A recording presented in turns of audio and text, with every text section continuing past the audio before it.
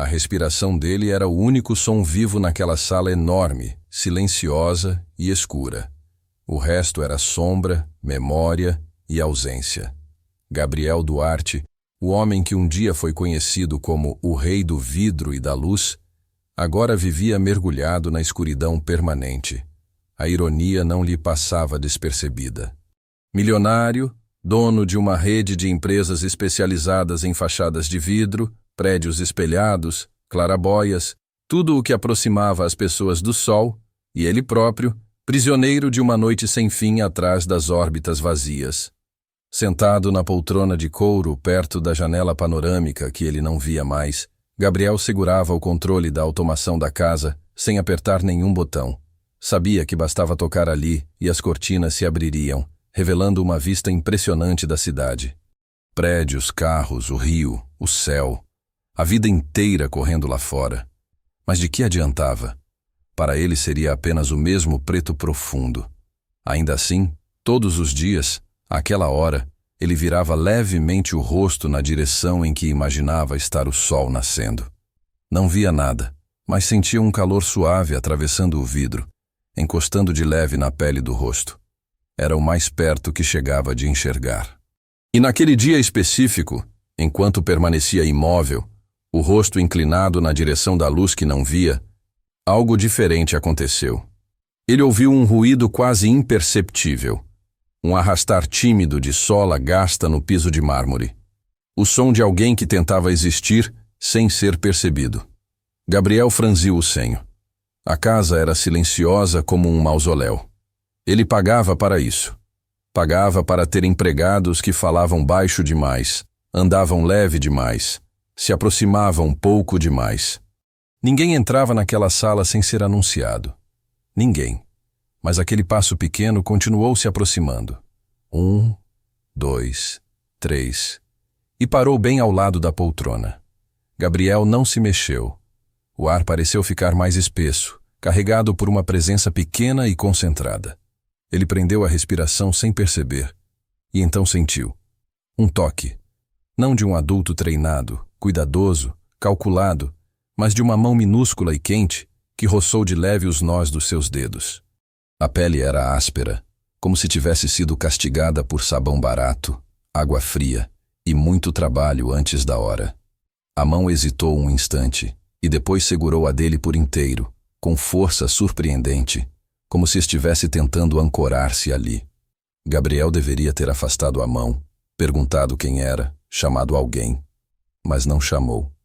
O silêncio que se instalou entre eles não era constrangedor. Era diferente. Um silêncio que parecia dizer mais do que qualquer voz. A criaturinha deu um passo mais perto. Ele sentiu o cheiro antes de perceber qualquer outra coisa. Cheiro de sabonete simples, de roupa que secou na sombra, de rua. Algo humilde, mas limpo. Um perfume que ele não sabia nomear, mas que o arrancou, de repente, da bolha estéril em que vivia. Então, aquela mão minúscula fez algo que ninguém jamais ousara. Ela subiu devagar, escorregando pela pele do seu punho, pelo antebraço, até alcançar seu rosto. Os dedos tocaram a cicatriz fina que atravessava a sobrancelha dele e depois se detiveram sobre os olhos, sobre o vazio. Os pequenos dedos pousaram ali com uma delicadeza quase reverente, como se tocassem algo sagrado, como se pedissem permissão. Gabriel não se mexeu. O mundo inteiro poderia ter explodido do lado de fora que por alguns segundos ele não notaria. Havia apenas aquele toque, leve, quente, vivo. E pela primeira vez em muito tempo, ele sentiu algo atravessar a escuridão por dentro. Não era luz, não ainda, mas uma espécie de clarão emocional, um tremor no centro do peito, como se uma porta que havia anos estava trancada tivesse acabado de se mexer por dentro. Só um pouco. Só o suficiente para lembrá-lo de que ainda existia. Quando os dedos minúsculos deslizaram de novo até sua mão, Gabriel respirou fundo, como se voltasse de um mergulho profundo. Abriu a boca para perguntar quem era, mas o som que saiu foi rouco e fraco. Quem? A mão apertou a dele em resposta. Nenhuma palavra, nenhum sussurro, só o aperto. E, inexplicavelmente, isso foi o suficiente para mudar tudo. O incidente quebrou a rotina milimetricamente controlada de Gabriel. Naquela mesma manhã, assim que a governanta entrou na sala para servir o café, ele a surpreendeu. "Quem esteve aqui comigo agora há pouco?" perguntou, a voz mais firme do que se sentia por dentro. "Aqui?" Dona Célia hesitou. "O senhor recebeu alguém?" "Não que eu saiba." Ele inclinou o rosto na direção do som da mulher. Passos pequenos, mão pequena, uma criança. "Você sabe que eu não gosto de visitas não anunciadas, Célia." Ela ficou em silêncio por alguns segundos antes de responder, escolhendo as palavras como se andasse sobre cacos de vidro. "Senhor, a única criança que esteve aqui hoje foi a filha da nova diarista." Engoliu em seco. "Ela veio acompanhando a mãe, porque não tinha com quem ficar. Eu pedi para que esperasse na cozinha, mas talvez tenha escapado." "Nome." A palavra saiu cortante. "Milena, a diarista. A menina se chama Ana." Ana. O nome caiu dentro da mente de Gabriel como uma pedrinha num lago parado há anos. Pequena, mas capaz de gerar ondas. "Traga as duas aqui," ele ordenou. Dona Célia se atrapalhou. "Agora, senhor. A menina é tímida, quase não olha no rosto da gente. E a mãe?" "Eu não perguntei se a menina olha no rosto de alguém." Ele a interrompeu. "Eu mandei chamar." A governanta saiu com passos apressados. Gabriel, sozinho novamente, levou a mão ao rosto, tentando reviver o toque que ainda parecia impresso na pele. Pequenos dedos sobre seus olhos mortos. Sem nojo, sem medo, sem pena. Como se ali não houvesse deformidade, apenas algo que merecia cuidado. Ele, que se acostumara a ouvir vozes cheias de cautela, compaixão ou interesse, havia sido tocado por alguém que não pediu nada, que não disse nada, que apenas esteve ali. E isso o deixava mais desconcertado do que qualquer reunião com investidores. Quando a porta se abriu de novo, Gabriel ouviu primeiro o som dos passos apressados da mulher, batidas irregulares de quem tinha vergonha de existir, e logo atrás, aquele mesmo arrastar suave de sola pequena no piso. "Senhor Gabriel." A voz da mulher tremeu. "Me desculpe. Eu falei para ela ficar na cozinha, mas... Fique em silêncio um instante." Ele falou, sem elevar o tom, mas com uma firmeza que calou a desculpa antes que terminasse. O ar se encheu de constrangimento. "Milena, não é?" ele perguntou. Sim, senhor." A mulher estava ofegante. "Eu limpo os quartos do andar de cima." "E essa é sua filha." "É, sim." Uma ponta de orgulho tímido atravessou o medo na voz dela. "Ana." O arrastar de pés se aproximou bem devagar, até parar perto da poltrona. Gabriel sentiu, mais do que ouvir, a presença da menina ali, à espera. "Ela não fala?" ele perguntou direto. Milena respirou fundo. A pergunta doía mais nela do que admitir qualquer miséria. "Não, senhor. Quer dizer, falou até os 4 anos. Depois, parou." O silêncio se estendeu. O médico disse que foi por causa do susto, do incêndio na casa antiga. "A gente perdeu tudo, mas, graças a Deus, ninguém se feriu. Só que desde aquele dia ela nunca mais disse uma palavra. Palavras como incêndio, perdeu tudo, susto, desenharam formas ásperas na mente de Gabriel. Ele sabia bem o que era um depois que dividia a vida no meio. "Mas ela entende tudo." A mãe apressou-se a defender. "É uma menina muito doce, obediente. Só guarda tudo para dentro." Gabriel assentiu, mesmo que não fosse necessário. "Ana", chamou pelo nome da menina pela primeira vez. Houve um silêncio curto, como se o nome tivesse sido chamado de um lugar muito distante e levado um instante a chegar até ela. Depois, de novo, o toque. Os mesmos dedos pequenos, hesitantes, roçaram a mão dele, como se pedissem permissão para existir ali. Gabriel não recuou. Ao contrário, virou a palma da mão para cima, oferecendo-a por inteiro. A menina pousou a dela ali, tão leve que parecia que ia voar se ele respirasse fundo demais. "Foi você que tocou meu rosto mais cedo?" ele perguntou sem dureza. Milena pareceu prender a respiração, morrendo de medo de qualquer bronca. Mas Gabriel distinguia, agora, o silêncio da mãe e o silêncio da menina. O da mãe era tenso, implorava para que aquilo terminasse logo. O da criança era cheio. Não parecia vazio. Era um silêncio que observava, escutava, sentia. Ana apertou a mão dele em resposta. Só isso. Um gesto. Mas foi o bastante. Ele sentiu a garganta apertar sem motivo aparente. Você não precisava ter medo. Gabriel murmurou. Baixo demais para ser uma bronca, alto o suficiente para ser ouvido. Ana soltou a mão dele, apenas por um segundo, e Gabriel teve a sensação absurda de perder algo. Mas ela só fez aquilo para tirar algo do bolso. Os dedos pequeninos buscaram a mão dele de novo, colocando ali um papel dobrado, grosso, áspero. Ele reconheceu o cheiro, papelão de caixa reaproveitada, lápis de cera barato. Milena interveio, aflita. Ana, meu amor, não precisa... Deixe. Gabriel pediu, curioso.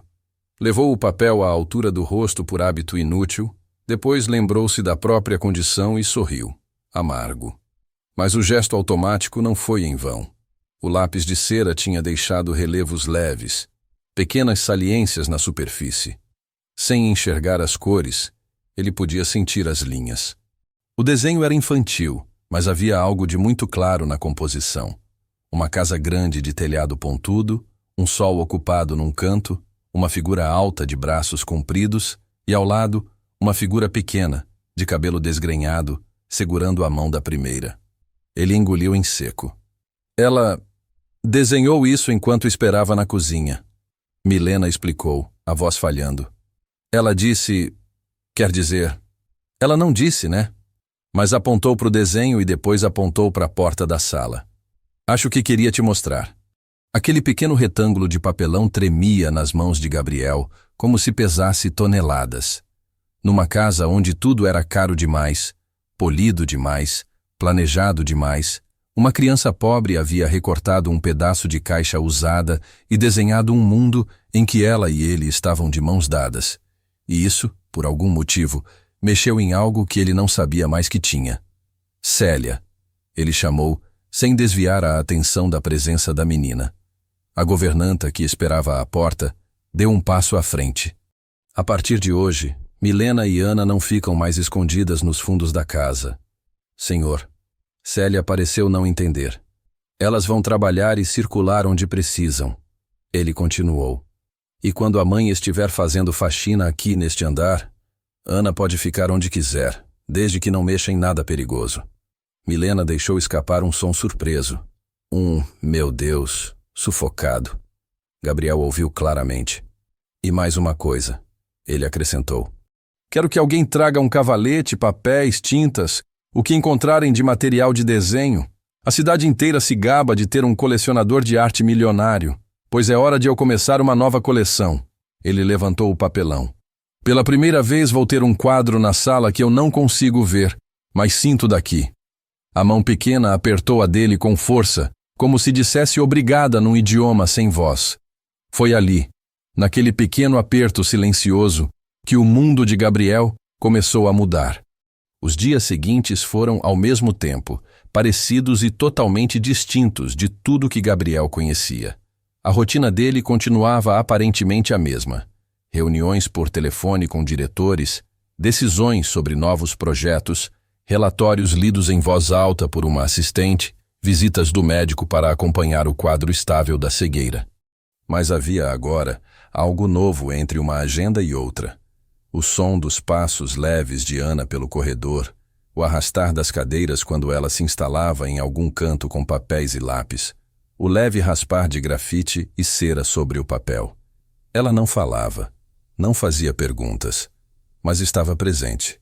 E a presença dela, de algum modo, fazia a casa respirar. Milena, por sua vez, tentava equilibrar a gratidão e a vergonha. Moravam num quarto apertado de pensão, a muitos ônibus de distância daquele bairro de mansões. O salário, como diarista, mal dava para o aluguel e o básico. O convite para continuar trabalhando ali, com liberdade e sem o peso constante de ser tratada como um incômodo, parecia milagre demais. Mas Milena carregava cicatrizes invisíveis que não se deixavam curar com facilidade.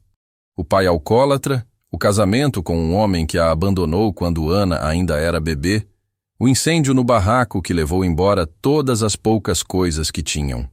A memória da filha, muda de susto desde aquele dia, ainda a perseguia nas noites em que acordava suando. Talvez por isso se incomodasse tanto com a ideia de invadir o mundo daquele homem rico, cego e temperamental. Tudo ali parecia dizer que ela não pertencia àquele lugar. Tudo, exceto o jeito como Ana se comportava na casa. Desde o primeiro dia, a menina encontrara um cantinho favorito, bem em frente à grande janela da sala, lado oposto à poltrona de Gabriel. Era ali que ela se sentava no chão, com as pernas cruzadas, espalhando papéis ao redor, desenhando sem parar. Às vezes desenhava casas simples, às vezes árvores, às vezes apenas círculos e linhas que ninguém entendia. Muitas vezes desenhava um homem alto de mãos dadas com uma menina de cabelo desgrenhado. Gabriel, mesmo sem ver, foi decorando o som daquele ritual. Passos miúdos, o clique da tranca da janela, o leve rangido quando Ana empurrava a cortina um pouco para o lado, sempre com cuidado, como se respeitasse o acordo tácito de nunca abrir totalmente a visão que ele não podia ter. O ruído suave das folhas sendo espalhadas no chão. Em um desses dias, enquanto escutava o arrastar de lápis no papel, Gabriel interrompeu uma ligação com o diretor financeiro no meio de uma frase. "Depois a gente conclui", disse seco. "Quero pensar com calma sobre esses números." Ele desligou sem esperar resposta. "Ana", chamou. O som do lápis parou. O silêncio dela sempre parecia um olhar. "Você está desenhando o que hoje?" ele perguntou. Houve movimento. O som das folhas sendo mexidas, o leve deslocamento do ar quando ela se aproximou. Em segundos, o papel foi colocado na mão dele. Ele o percorreu com os dedos, sentindo as linhas em relevo. 2 figuras. A mais alta segurava algo na mão que parecia um bastão. O contorno do bastão vinha até os pés da figura. Ele riu, sem humor. "Uma bengala?" arriscou. A menininha ao lado tinha os braços abertos, como se estivesse guiando. E acima das duas, um grande círculo com riscos em volta, que qualquer adulto chamaria de sol, mas que nos dedos dele parecia mais do que isso. Parecia uma luz. "Você sempre coloca um sol grande lá em cima, percebeu?" ele falou, como se conversasse com alguém que pudesse responder. Ela tocou de leve o ombro dele, um jeito de dizer que estava ouvindo. "Sabe, antes do acidente, eu vivia subindo em andaimes, andando pelas estruturas dos prédios em construção, só para ver como a luz batia nas superfícies." Revelou, sem planejar. Achava que nada no mundo era mais importante do que o jeito como o sol entrava num lugar. Eu calculava o ângulo da iluminação natural como quem calcula uma herança. Ana ficou imóvel, escutando. Milena, que espanava discretamente uma estante, parou também. Não estava acostumada a ouvir o patrão falar da própria vida. "No dia da batida eu estava dirigindo rápido demais." Ele continuou, a voz ficando mais baixa. "Tinha dormido pouco, passado a madrugada numa reunião. Lembro do clarão dos faróis vindo na minha direção e... nada mais. Quando acordei, a luz tinha acabado. Para sempre. O silêncio que se seguiu pesou." Ele raramente falava daquele assunto. Com médicos era tudo clínico, técnico. Com advogados e repórteres era tudo defensivo. Mas ali, naquela sala onde uma criança desenhava sóis para ele todos os dias, as palavras pareciam sair com menos resistência. Uma mão pequena pousou novamente sobre seus olhos. O mesmo gesto do primeiro dia, o mesmo cuidado, a mesma firmeza. Como se ela quisesse cobrir aquilo que já era escuridão, mas da forma mais delicada possível. Ele suspirou. "Você sabe que eu não vejo nada, não é?" murmurou. "Nem o seu sol. Nem você." Ana não respondeu. Apenas desceu a mão dos olhos dele até o peito, exatamente sobre o coração. Deu 2 toques leves ali, como se dissesse: "Vê daqui." Gabriel sentiu um arrepio percorrer a espinha. "Você é esperta demais para não falar." Ele comentou, tentando aliviar a emoção com uma ironia gentil. "Guarda tudo aí dentro, né?" Ela apertou o papel desenhado nas mãos dele, como se fosse um pequeno contrato silencioso entre mundos opostos. Aos poucos, a casa foi mudando. Não do jeito que os arquitetos ou designers de interiores mudam um ambiente. As peças de decoração caras continuavam no lugar. Os sofás italianos, os tapetes persas, as esculturas frias. Mas havia, agora, interrupções afetivas naquele cenário milimetricamente calculado. Um par de tênis infantis abandonado perto da porta de vidro que dava para o jardim. Uma boneca de plástico esquecida em cima da mesa de centro. Um copo com resto de achocolatado na bancada perfeita de mármore da cozinha. Papéis. Muitos papéis com desenhos, presos nas paredes com fita adesiva comum, sem moldura, sem assinatura famosa. Só o nome Ana escrito em letras tortas por Milena, a pedido da menina, aqui e ali. E também havia coisas que não se viam, mas que Gabriel sentia com cada fibra do corpo. A casa tinha sons. Sofia não existia ali. Quem existia era Ana. Mas o riso que começava a aparecer, tímido, nas brincadeiras silenciosas com a mãe, muitas vezes explodia em um sopro de engraçado, um quase som, quando Milena fazia cócegas ou inventava histórias com vozes caricatas. Não sabia que essa casa tinha eco. Gabriel disse uma tarde, sentado na varanda, ouvindo o som de um desenho animado que vinha da sala de TV. Ana e Milena assistiam juntas. Antes parecia um túmulo. Milena, que regava uns vasos ao lado, sem coragem de sentar, arriscou a primeira confidência. A gente só aprende o tamanho da casa quando ela fica vazia demais, senhor. Ele virou o rosto na direção da voz dela. Você fala isso por experiência própria? Falo. Ela respondeu simples. Quando o pai da Ana foi embora e levou a televisão, o sofá e até a cafeteira, a casa ficou tão vazia que doía até andar dentro dela. Eu evitava acender a luz. Ficava tudo menor no escuro. Gabriel deixou as palavras caírem devagar dentro de si. Achou aquela frase estranhamente familiar. Quantas vezes havia ficado sentado no escuro, mesmo com sensores de presença capazes de acender qualquer coisa com um passo? Desde quando você trabalha como diarista? Perguntou. Uns 7 anos. Ela respondeu. Antes eu fazia bico de tudo, mas com a Ana precisava de coisa mais certa. E onde vocês moram?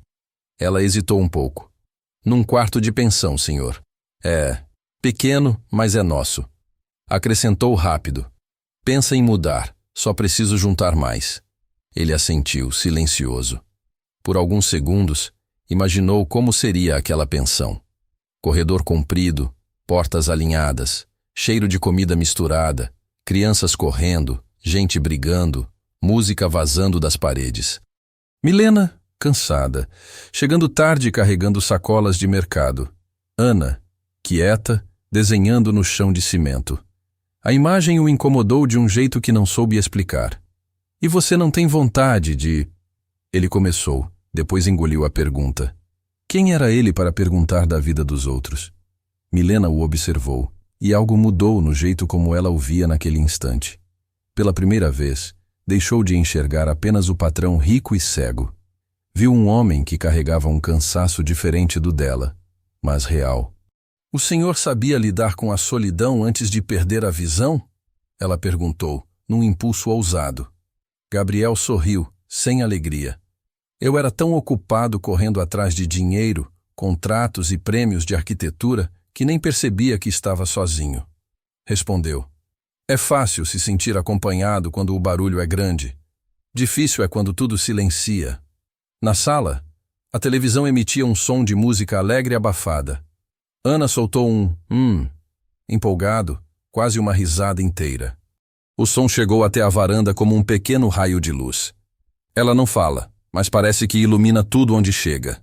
Milena murmurou, mais para si mesma. Gabriel, sem pensar, concluiu. Eu também tinha esquecido como era ter luz em casa. A sombra do passado entrou na vida deles por um caminho burocrático, sem sirenes nem ameaças, mas com o mesmo poder devastador de uma tempestade anunciada. Tudo começou com um envelope amassado de papel pardo que Milena recebeu na portaria da pensão numa manhã chuvosa. Veio pelas mãos da dona do prédio, que entregou com má vontade. É do Conselho Tutelar. Disse, como quem repassa um problema. Depois não diz que eu não avisei. Milena ficou com a mão suando ao segurar o envelope. O coração disparou sem pedir licença. Sentada na cama estreita, Ana ao lado brincando com um ursinho velho, ela abriu a correspondência com dedos trêmulos. As palavras dançavam diante dos olhos, cheias de termos formais e frases que pareciam maiores do que a realidade. Visita técnica domiciliar. Avaliação das condições adequadas de moradia da criança. Risco social moderado. Possível encaminhamento para acompanhamento psicossocial. Ela conhecia aquilo. Outras mães do bairro contavam histórias entre um corredor e outro. Visita de assistente social.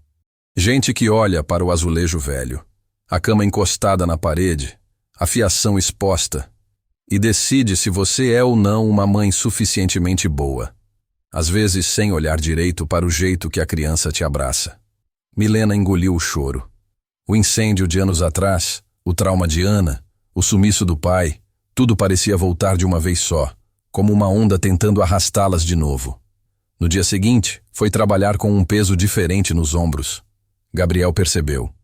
Você está andando como se a gravidade tivesse aumentado só ao seu redor, comentou, quando a ouviu na sala, espanando com menos energia que o normal. Ela ensaiou tá tudo bem, senhor. Mas a voz falhou.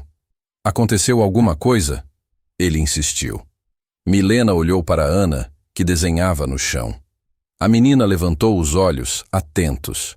Mesmo sem entender os termos de documentos oficiais, ela entendia a música dos sentimentos da mãe. E essa estava desafinada. Recebi uma carta. Milena admitiu. Do Conselho Tutelar. Por quê? A palavra saiu mais rápida do que ele planejava. Porque a gente mora num lugar que não é bom. Respondeu com vergonha. Porque a escola avisou que a Ana quase não fala, que ficava muito tempo sozinha quando eu trabalhava. Eles querem avaliar se eu dou conta. Gabriel cerrou levemente os punhos. Você trabalha 8, 10 horas por dia limpando casas feitas para gente como eu. Disse num tom contido. Leva comida para casa. Veste a menina, acompanha em médico. Isso não é dar conta? Para quem olha só o papel, às vezes não. Milena murmurou. Eles não veem o quanto a gente se abraça quando a luz acaba. Só veem a lâmpada queimada. Ana largou o lápis e se aproximou da mãe, abraçando a cintura dela com força. O medo, mesmo sem nome, passou de um corpo para o outro. Gabriel sentiu o movimento, a respiração presa, o peso daquele abraço. Quando é essa visita? Perguntou. Semana que vem. Ela respondeu. Lá na pensão. O silêncio tomou conta da sala por alguns segundos. Gabriel tinha dinheiro suficiente para resolver problemas que vinham em forma de boleto, contrato ou ameaça judicial. Mas aquilo era diferente. Era sobre a forma como o mundo enxergava um lar pobre. Milena. Ele falou devagar. E se você não precisasse mais morar naquele lugar? Ela riu nervosa. Ah, senhor, se eu pudesse já tinha me mudado. Mas precisa de fiador, de depósito, de... Não foi isso que eu perguntei. Ele a interrompeu. E se a partir de hoje o endereço de vocês fosse outro? Ela parou de respirar por um segundo. Como assim? Ele se levantou devagar da poltrona, sentindo o caminho com a bengala. Aproximou-se bastante, a ponto de sentir o cheiro de sabão misturado ao perfume fraco na roupa dela. Esta casa foi construída para ser vista, disse. Fachadas enormes de vidro, jardins de revista, piscina que ninguém usa, quartos demais. É bonita na foto, nos prêmios de arquitetura, nos sites, mas não é um lar. Ele respirou fundo, encarando a escuridão como se ela fosse uma plateia. Desde que vocês começaram a vir, essa casa tem cheiro de café de verdade, som de desenho animado, riso preso na garganta de uma criança que desenha sóis para um homem que não enxerga. A voz dele falhava, mas seguia. Pela primeira vez, esses corredores parecem menos... mortos. Milena não ousou interromper. Eu sei que minha proposta pode parecer estranha. Continuou. Mas quero te fazer uma pergunta muito simples. Se vocês morassem aqui, num dos quartos de hóspedes, se a Ana tivesse um endereço bonito no papel e um jardim para brincar, Você acha que algum assistente social iria duvidar que ela está bem cuidada? Milena arregalou os olhos, mesmo sabendo que ele não veria. Senhor, eu não posso. A primeira reação foi negar. Eu sou só sua diarista. Você é a mãe da menina que devolveu um pouco de luz à minha vida. Corrigiu. Não estou falando de caridade. Estou falando de egoísmo. Sorriu, sem humor. A verdade é que eu é que não quero mais voltar para a escuridão silenciosa de antes. Ana, que escutava tudo, deu 2 passos à frente e, sem pedir licença, segurou a mão dele. Apertou. Era o gesto dela para dizer que estava ali, que estava ouvindo, que aquilo importava.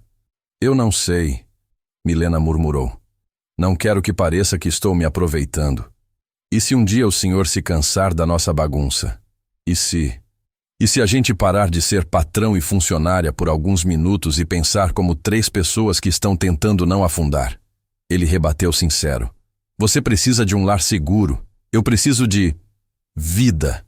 Ana precisa de espaço para ser criança e, quem sabe, voz para voltar a falar, se quiser. Milena sentiu o coração disparar num ritmo quase dolorido. A senhora sempre disse que a luz da gente não depende só da janela, mãe. Lembrou de repente de uma frase que ela mesma repetira à filha tantas vezes para consolá-la dos apagões. Talvez a nossa janela tenha mudado. Ela respirou fundo.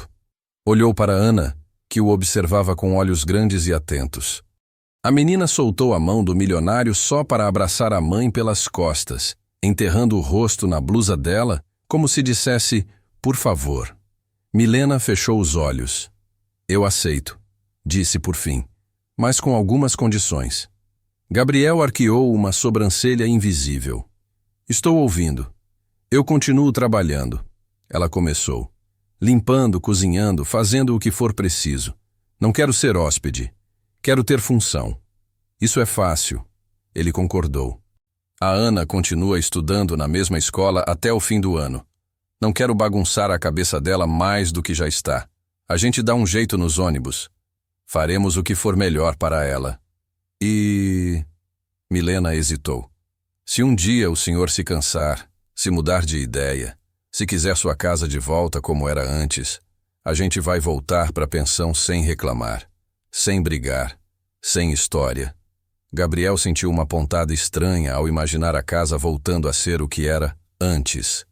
A última condição, eu que coloco, ele disse. Se um dia eu for idiota o suficiente para achar que quero minha casa vazia de volta, você tem que me lembrar de como é ouvir a risada da sua filha ecoando por esses corredores. Ela sorriu, mesmo chorando. Combinado. Naquele dia, Milena não voltou para a pensão com medo da visita do conselho tutelar.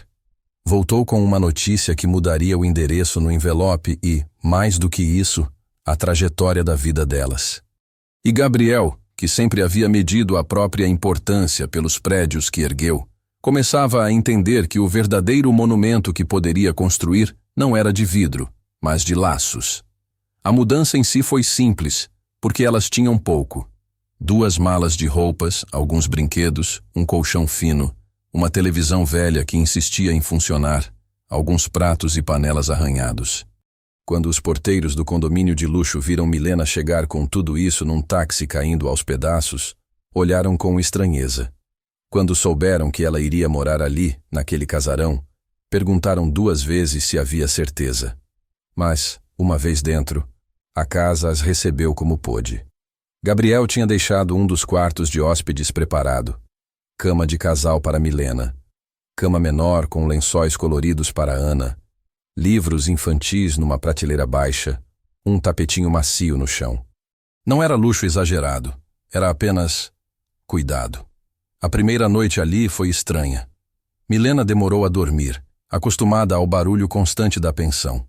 O silêncio quase absoluto da mansão a deixava inquieta.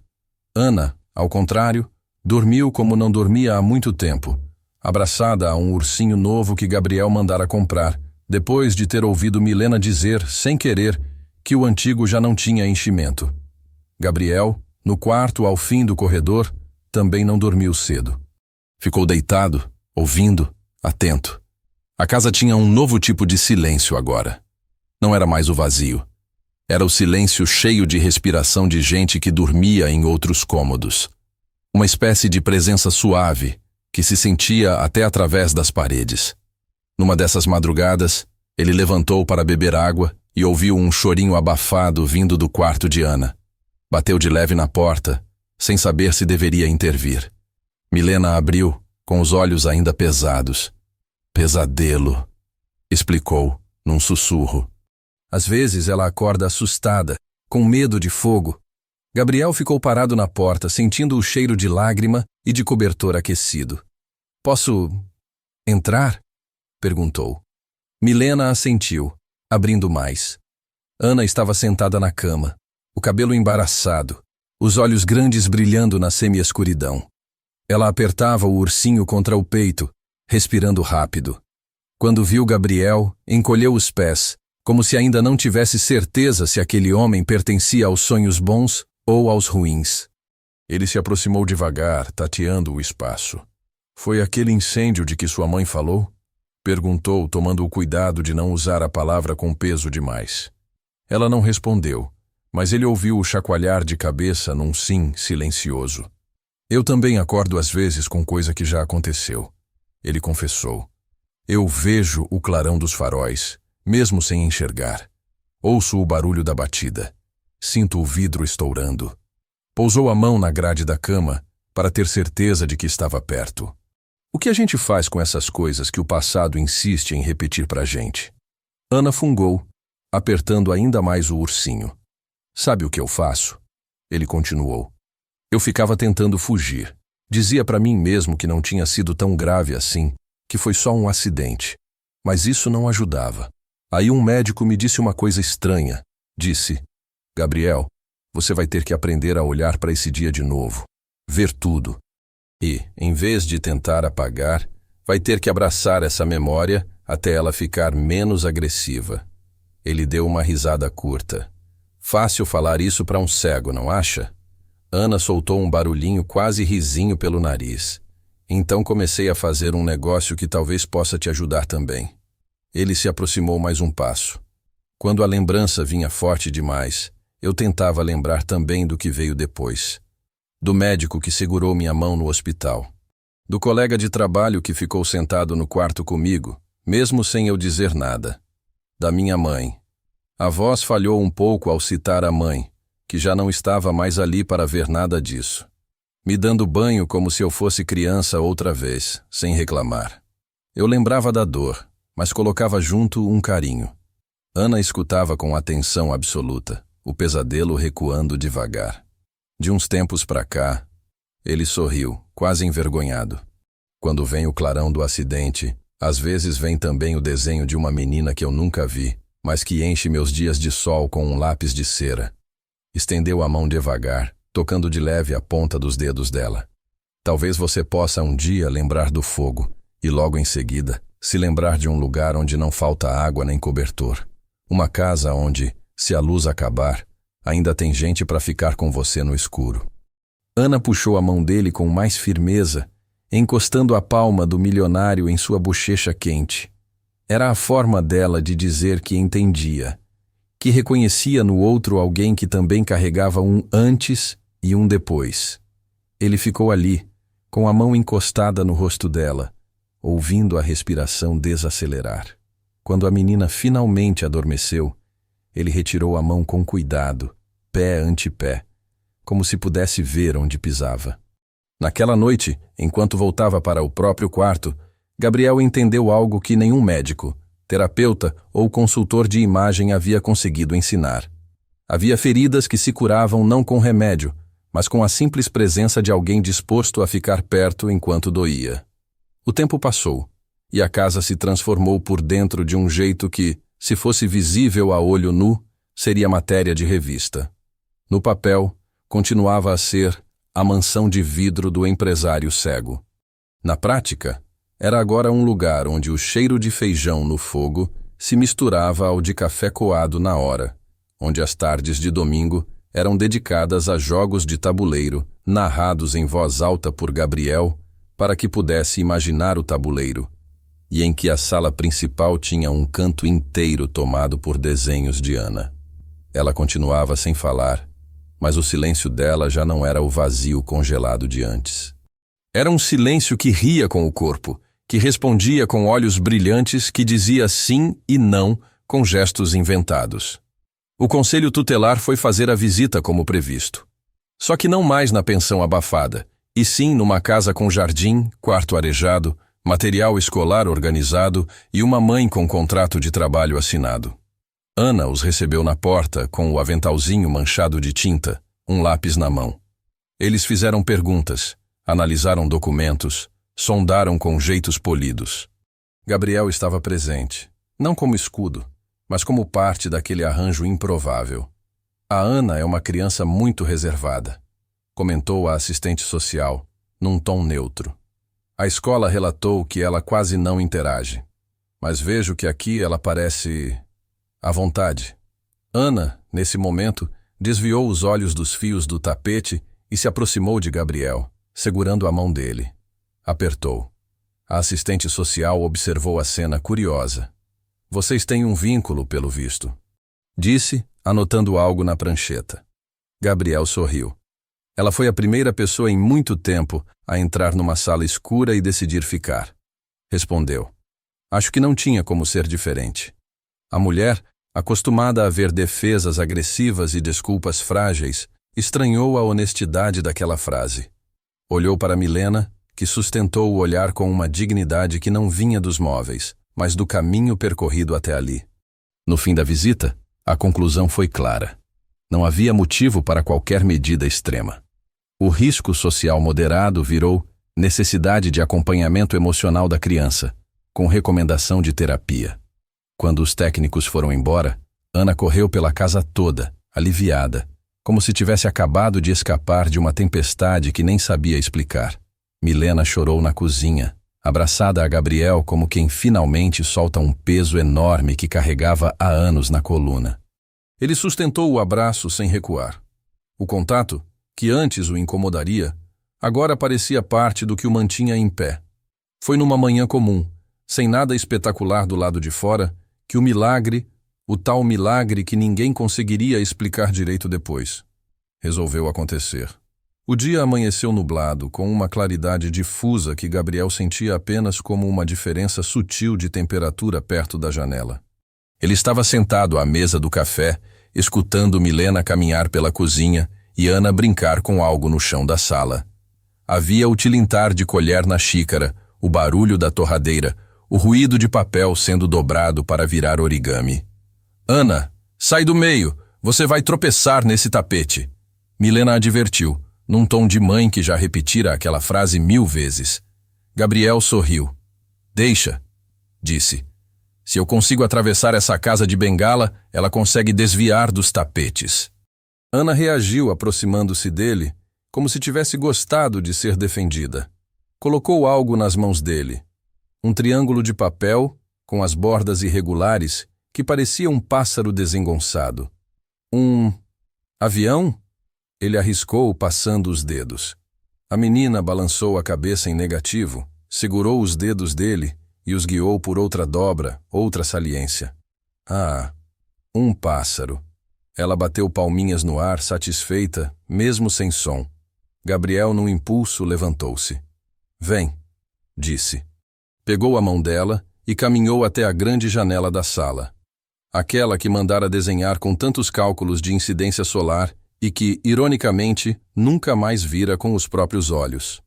Ana foi junto, os pés quase pulando de curiosidade. Ele parou a poucos centímetros do vidro. Sentia o frio leve da superfície, mesmo sem tocá-la diretamente. Me disseram que hoje o céu está estranho, comentou. Uma mistura de cinza e dourado. Nuvem que parece algodão queimado com uns rasgos de sol por trás. Milena, na cozinha, olhou pela janela e confirmou com um "É isso mesmo", baixinho. Gabriel ergueu o rosto como fazia todas as manhãs, tentando ver com a pele. Eu esqueço todo dia e lembro todo dia que não adianta, confessou, mais para si do que para elas. Tem horas que eu aceito. Tem horas que dói de um jeito que não sei explicar. Ana, ao lado dele, olhou para o céu de verdade. O cinza começava a abrir, revelando um azul tímido, com raios de luz atravessando as frestas como dedos. Sem dizer nada, ela largou o pássaro de papel no chão e ergueu as duas mãos até o rosto dele. Agora, o gesto já era familiar, mas naquele dia tinha algo diferente.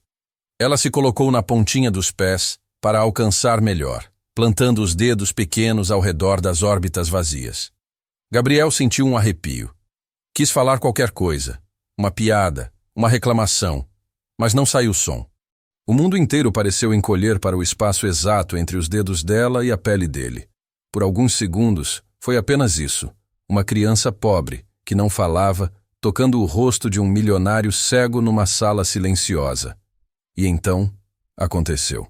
Começou como um incômodo, um formigamento atrás dos olhos, uma pressão leve que ele não sentia desde os primeiros meses após o acidente, quando o cérebro ainda tentava entender a falta de informação visual. Ele franziu o senho. Estranho, murmurou. O formigamento cresceu, virou uma sensação de calor recuado, como se alguém acendesse uma luz distante num corredor que estava fechado há muito tempo. Gabriel inspirou bruscamente. Milena, chamou, a voz diferente. Você acendeu alguma coisa? Não, senhor. Ela respondeu da cozinha, sem entender. Só o fogo do fogão. Ele sentiu o corpo inteiro ficar em alerta. Havia algo ali. Não era visão definida, não eram imagens. Era mais parecido com o que acontece quando fechamos os olhos num lugar muito iluminado e ainda vemos manchas coloridas na escuridão. Mas Gabriel não fechara os olhos, porque não precisava, porque para ele dava no mesmo. Até aquele momento. Ana, ele sussurrou. Continua. Ela não tinha intenção de parar. Pelo contrário, os dedos dela fizeram o que nenhuma terapia havia feito. Ficaram. Não com medo, não com técnica, não com pena. Ficaram como quem segura um vaso rachado para que a água não escape. O calor atrás dos olhos aumentou. Uma pontada súbita o fez recuar meio passo, mas ele se segurou. Por um instante, uma microfração de segundo, a escuridão deixou de ser absoluta. Não virou luz, não virou cor, mas algo cortou aquele preto infinito, um borrão mais claro, um fragmento de contraste, como um risco pálido no meio da noite. Gabriel arfou, segurando nos ombros da menina para não cair. A voz falhou. Tem alguma coisa. As pernas tremiam. O coração batia forte demais. Suor frio brotava na testa. Milena correu da cozinha, assustada. Senhor, o senhor está pálido. Quer que eu ligue para o doutor? Ele não respondeu de imediato. Estava ocupado demais tentando não perder aquele fiozinho de quase luz que se arriscava na borda da escuridão. Aos poucos, o borrão se movimentou. Ele percebeu que não era um ponto fixo, mas uma espécie de faixa vertical, mais clara no meio e mais escura nas extremidades. Esforçou-se para focar. A janela, murmurou incrédulo. Eu acho que estou sentindo a janela. Não era sentir com a pele. Era diferente.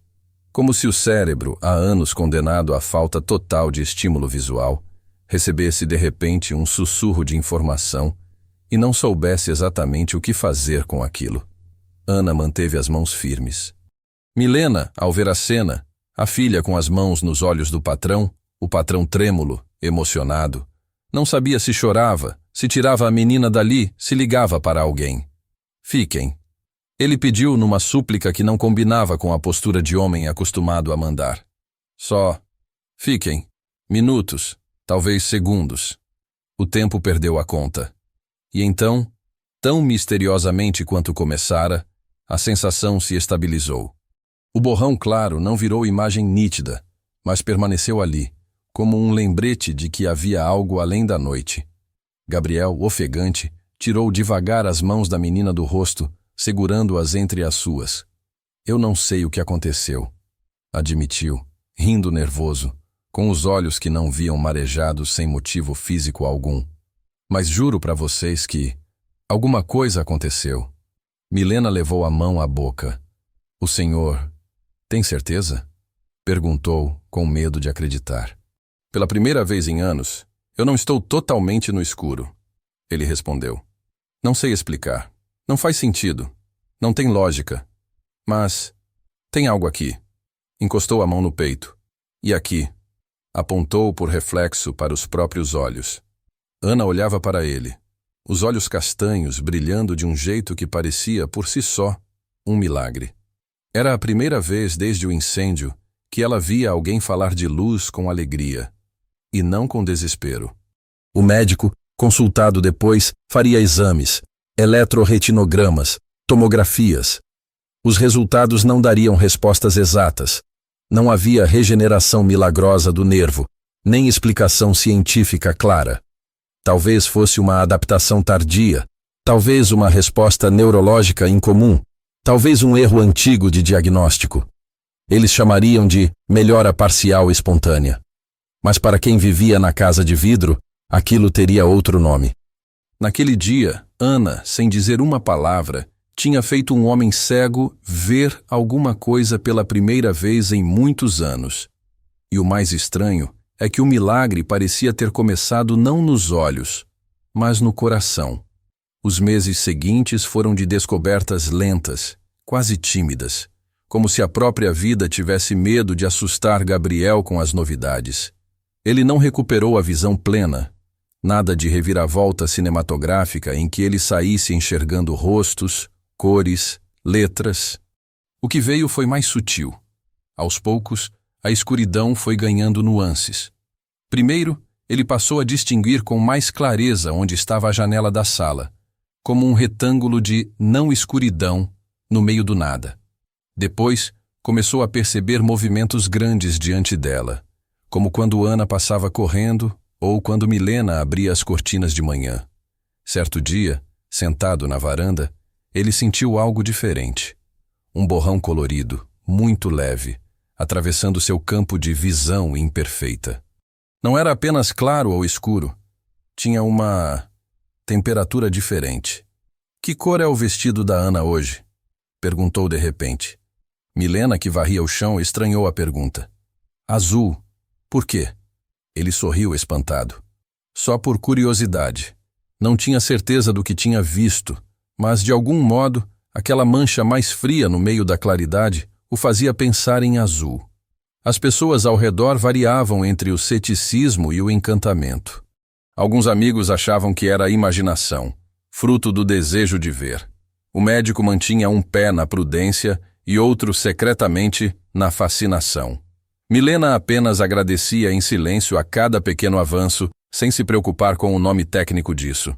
Só Ana não parecia surpresa.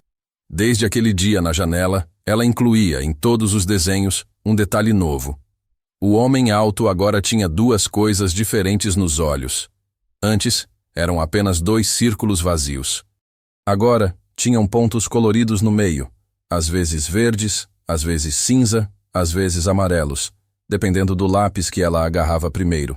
Como se, para ela, já fosse óbvio que havia alguma coisa voltando a acontecer ali dentro. A relação entre eles, que já era profunda, ganhou outra camada.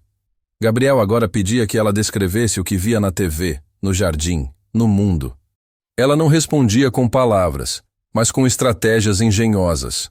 Colocava objetos nas mãos dele, guiava seus dedos pelos contornos, encostava a palma dele onde o sol batia mais forte, aproximava uma flor do nariz dele para que sentisse o perfume antes de tentar adivinhar a cor.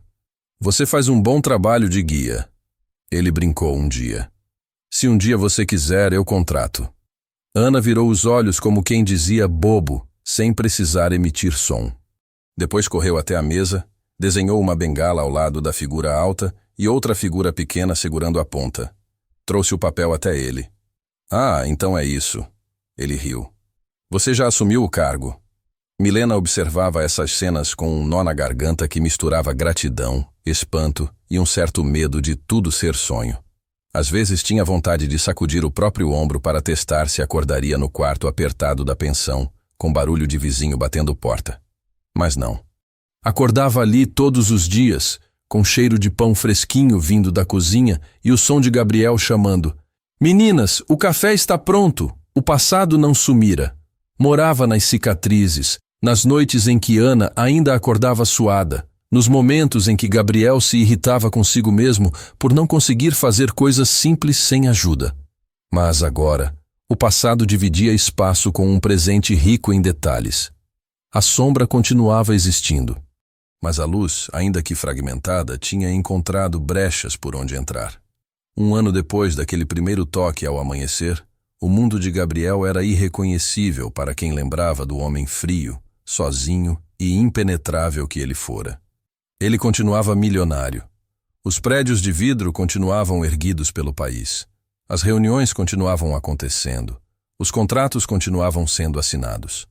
Mas havia algo na forma como ele falava com os sócios que deixava tudo diferente.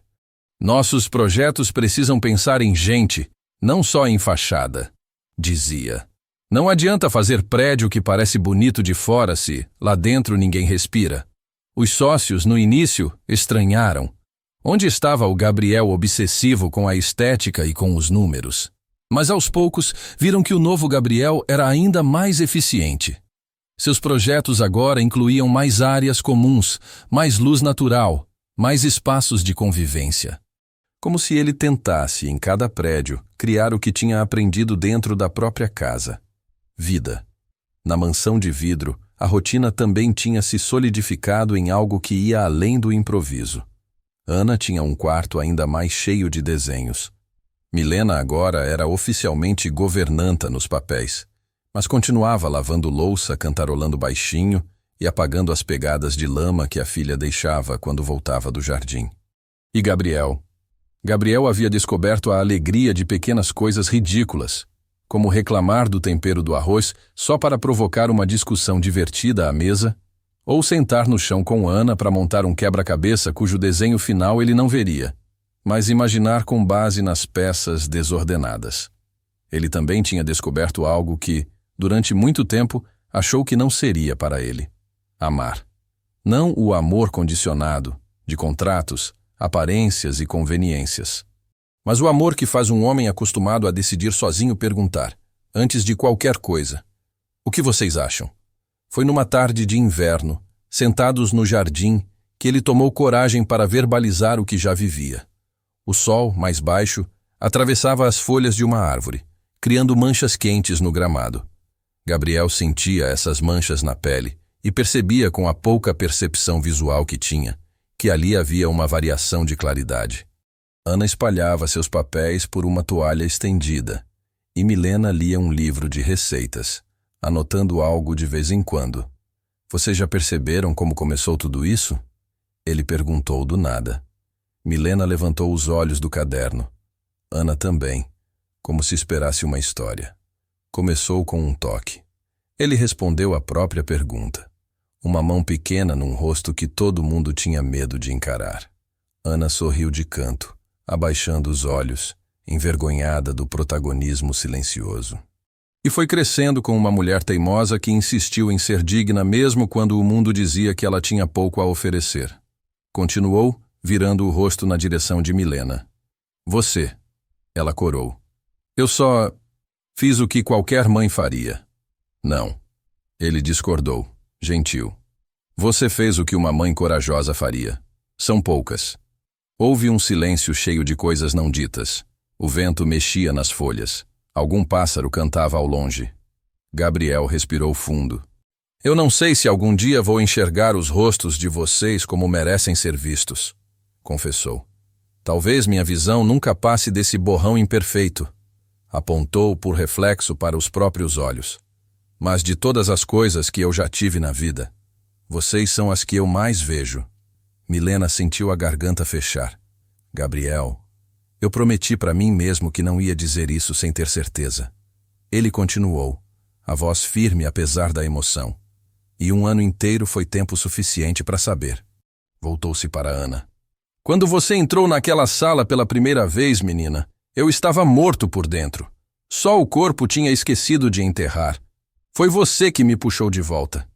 Ana encolheu os ombros, mexendo num canto do papel, como se quisesse fugir da grandiosidade da frase. E foi você, Milena, que me ensinou a não ter vergonha de precisar de alguém. Ele completou. Eu não quero que a gente continue apenas dividindo a mesma casa. Eu quero que a gente continue escolhendo a mesma vida. Milena entendeu antes mesmo que ele concluísse. Gabriel. A voz dela saiu num sussurro carregado de medo e esperança. Eu não estou pedindo um conto de fadas. Ele apressou-se a esclarecer com um sorriso torto. Não sou príncipe, você não é princesa, e a Ana nunca foi figurante. A gente já sabe muito bem que a vida não é filme. Mas estendeu a mão na direção dela. Quero construir com vocês uma coisa que nenhum dinheiro compra. Um nós. Ana largou o lápis. Observava os dois com os olhos muito atentos. Milena. Ele respirou fundo. Você aceita caminhar comigo, mesmo que às vezes eu tropece na própria sombra?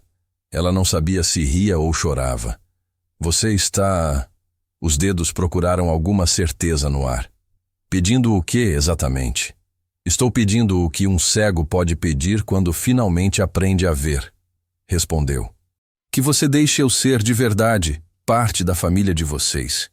Que essa casa deixe de ser a minha casa onde vocês moram e vire a nossa casa. Engoliu seco.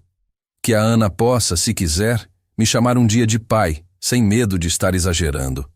O coração de Milena batia tão rápido que quase fazia barulho. Ana se levantou devagar, caminhando até os dois. Não dizia nada, mas o corpo todo dela parecia uma pergunta. Milena olhou para a filha. Nos olhos castanhos da menina havia uma resposta que ela mesma não tinha coragem de formular. Um pedido, um por favor. Ela se virou para Gabriel. Lembrou do homem que conhecera, fechado, duro, frio, em contraste com o homem que agora se permitia ficar de madrugada ao lado da cama da filha dela, falando sobre pesadelos. Lembrou da vida na pensão, do medo de perder a guarda, da humilhação de ser tratada como menos. Lembrou, principalmente, da mão dele tremendo no rosto quando falou do clarão do acidente e da forma como os dedos de Ana repousaram ali, firmes, sem se assustar com a dor. Respirou fundo.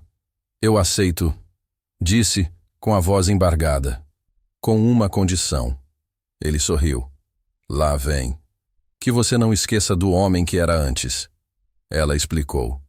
Não para se culpar, mas para nunca mais achar que dinheiro, prédio e prêmio valem mais do que esse momento aqui. Ele assentiu. Sério. Essa é a única lembrança dolorosa que eu quero manter inteira. Ana, então, tomou uma decisão que mudaria o sentido do dia para sempre. Andou devagar até Gabriel, parou bem na frente dele e segurou seu rosto entre as mãos, exatamente como fizera no primeiro dia, 1 ano antes. O gesto era o mesmo, o silêncio também, mas agora havia algo novo, um brilho intenso nos olhos dela, um tremor leve no lábio inferior, como se algo preso há muito tempo estivesse prestes a sair. Os dedos pequenos repousaram sobre as cicatrizes, depois desceram até as mãos dele, levando-as até o próprio peito. Ela apertou os dedos dele ali, onde o coração de menina batia acelerado. E pela primeira vez desde o incêndio, um som completo atravessou a garganta dela. Sim, ela disse. Uma palavra só. Pequena, sussurrada, rouca, como se tivesse atravessado quilômetros de medo para chegar ali. Mas tão clara que fez o ar inteiro tremer. Milena levou as mãos à boca, em choque. Gabriel, por um segundo, achou que tinha imaginado. Mas o sim da menina ainda ecoava no jardim, junto com o canto dos pássaros. Você... Ele começou, sem fôlego. Você falou. Ana parecia tão surpresa quanto eles. Tocou a própria garganta, como quem confere se aquilo realmente saíra de dentro dela. Depois, olhou para a mãe, para Gabriel, para o céu, e sorriu. Não era um sorriso qualquer. Era o sorriso de quem acaba de quebrar um feitiço. Milena abraçou a filha com força, misturando lágrimas de todos os tipos. Gabriel estendeu os braços também, e os três se encontraram num abraço que não tinha nome técnico, mas que poderia ser chamado, sem exagero, de cura. Naquele abraço, nenhum deles sabia explicar o que vinha primeiro. Se foi a menina que, com um toque, ajudou o homem a ver de novo, ou se foi o amor que cresceu entre eles, que devolveu voz à menina. Talvez, pensariam anos depois, as duas coisas tivessem acontecido ao mesmo tempo. Muito tempo depois, numa outra manhã qualquer, Gabriel voltaria a ficar sozinho por alguns minutos na sala, que um dia fora seu reino de sombras. Milena estaria na cozinha, preparando o almoço. Ana, adolescente agora, estaria no quintal, treinando passos de dança com música no fone de ouvido. Ele, sentado na mesma poltrona de sempre, voltaria o rosto para a janela. As cortinas estariam meio abertas. Pela visão imperfeita, ele distinguiria um retângulo claro, manchas mais escuras que podiam ser árvores, talvez o reflexo de prédios ao longe. Nada muito definido. Mas, para quem só tinha conhecido o escuro absoluto, aquilo era um espetáculo. Fecharia os olhos por um segundo, agora por escolha, e se lembraria de tudo, do homem frio que ele foi, da criança assustada que entrou na sua sala sem pedir licença, da mãe exausta que carregava o mundo nas costas. Lembraria do toque nos olhos, do primeiro borrão de luz, do milagre sem explicação médica, do sim sussurrado no jardim. Sentiria pela pele o sol atravessar o vidro. E numa espécie de ritual íntimo, ergueria a mão até o próprio rosto, imitando o gesto que Ana fizera tantas vezes. Poria a palma sobre os olhos. Pareceria estranho visto de fora. Para ele, porém, era um gesto sagrado. Uma forma de honrar o dia em que alguém escolheu tocar sua escuridão sem medo. Obrigado. Murmuraria, sem saber exatamente para quem. Para Deus, para o acaso, para a menina, para a vida. Por me deixar enxergar. Ao ouvir os passos de Ana entrando na sala, agora firmes, seguros, ele tiraria a mão do rosto e abriria os olhos. Pai, você tá falando sozinho de novo. Ela diria com aquele jeito meio divertido, meio carinhoso. Ele sorriria. Não é sozinho. Responderia. É com alguém que entende muito bem de milagres. Ela reviraria os olhos, mas por hábito, aproximaria a mão do rosto dele, tocando de leve a cicatriz da sobrancelha, como no primeiro dia. O gesto simbólico se repetiria, agora sem medo, sem urgência, apenas como lembrança viva de um começo. Dessa vez, ele veria, ainda que como um borrão colorido, o contorno da filha, recortado contra a claridade da janela, e saberia que não precisava de mais nada para se sentir inteiro. Porque no fim, o verdadeiro milagre não tinha sido apenas um milionário cego começar a enxergar um pouco, nem uma menina pobre voltar a falar.